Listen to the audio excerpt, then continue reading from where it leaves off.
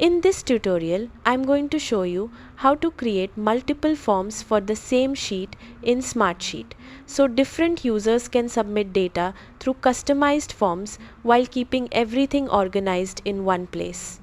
First, open the Smartsheet sheet where you want all form submissions to be stored. Then click the Forms option at the top and select Create Form.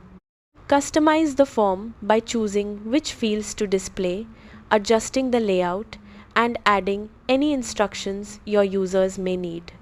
Once you're finished, save the form. Next, return to the Forms menu and create another form for the same sheet.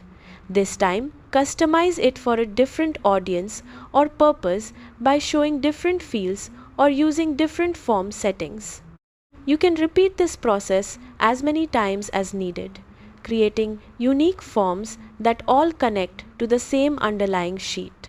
Each form will have its own shareable link, allowing you to send the appropriate form to the right group of users.